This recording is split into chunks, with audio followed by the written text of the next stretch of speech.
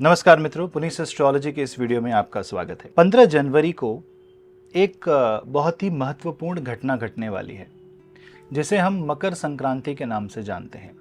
आखिर इसे मकर संक्रांति क्यों कहते हैं, आइए इसे समझते हैं। सूर्य का जो ट्रांजिट है वो बीच महीने के द ग्रेगोरियन कैलेंडर के मिडिल डेट से यानी कि अराउंड 14, 15, 16 तारीख के आसपास स्टार्ट होता है।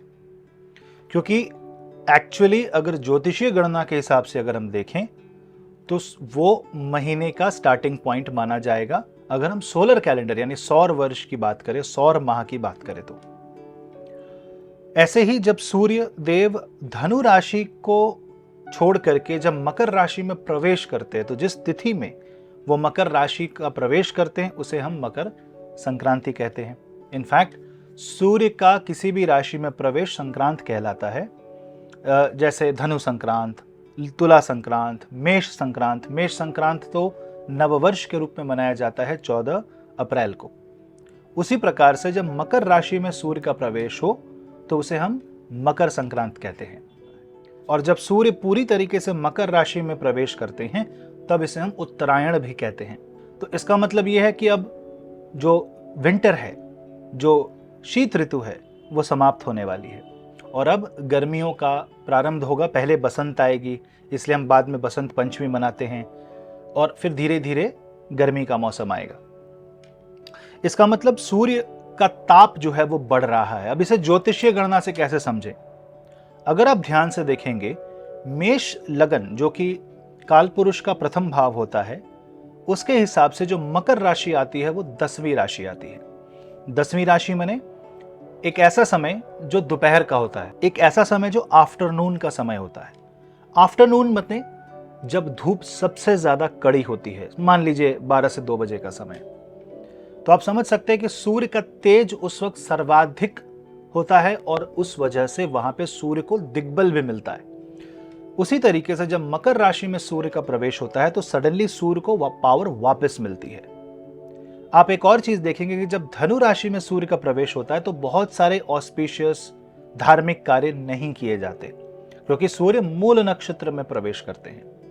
लेकिन जब मकर में जाते हैं तो वापस उनकी जो एनर्जी है वो वापस मिलती है और उसका हमको मौसम में बदलाव दिखता है, फसलों में बदलाव दिखता है। इसे भारत के हर क्षेत्र में अलग अलग नाम से, लेकिन अवश्य इसको त्योहार के रूप में मनाया जाता है। इसे पोंगल भी कहते हैं, इसे खिचड़ी भी कहते हैं, इसे सकरात भी कहते हैं और इसे मकर संक्रांत भी कहते हैं। यानी इसे सेलिब्रेट किया जाता है, भले नाम अलग हो, मतलब एक खगोलीय घटना है जिसका संबंध पूर्ण रूप से ज्योतिषी ग्रह गोचर से है और उसका साक्षात प्रभाव हमारे जीवन में प्रकृति के रूप में दिखता है। इसी से हमें संबंध समझ में आता है कि हम सब एक ही मैथमेटिकल इक्विलिब्रियम में जी रहे हैं और हमारी जो ज्योतिष विद्या है वो इस मैथमेटिकल इक्विलिब्रियम को बहुत अच्छे से समझती है और हमारा कैलेंडर भी उसी के हिसाब से चलता है। तो इस समय जब सूर्य मकर राशि में होते हैं तो उनका तेज बढ़ जाता है, जिसकी वजह से सिंह राशि की जो ऊर्जा है उसमें बढ़ोतरी होती है। सिंह राशि की ऊर्जा में बढ़ोतरी क्यों होती है? क्योंकि सिंह राशि से छठे होते हैं सूर्य जब मकर राशि में होते हैं। इसका साफ सीधे शब्दों में अगर कहूं तो आपके अंदर निडरता आती है, आपके सोल यानी आत्मा को एक मौका मिलता है कि वो मोक्ष की तरफ और आगे बढ़े, वो आध्यात्म की तरफ बढ़े, वो अपने मंडेन लेवल यानी अपनी जो सोशल एक्टिविटी है उसमें आप आगे बढ़ करके आ सकते हैं।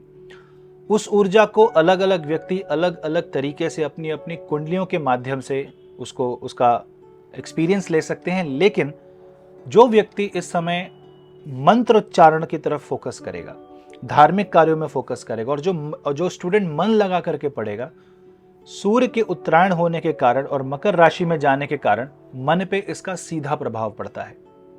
मन पे सीधा प्रभाव पड़ने से कुंडली में दोष भी दूर हो सकते हैं अगर आपका मस्तिष्क उतना ट्यून्ड हो और अगर भगवान की उपासना करेंगे तो यहाँ पे भगवान विष्णु की साक्षात कृपा हमें प्राप्त होगी। क्या उपाय करने चाहिए? सूर्य संबंधित दान कर सकते हैं।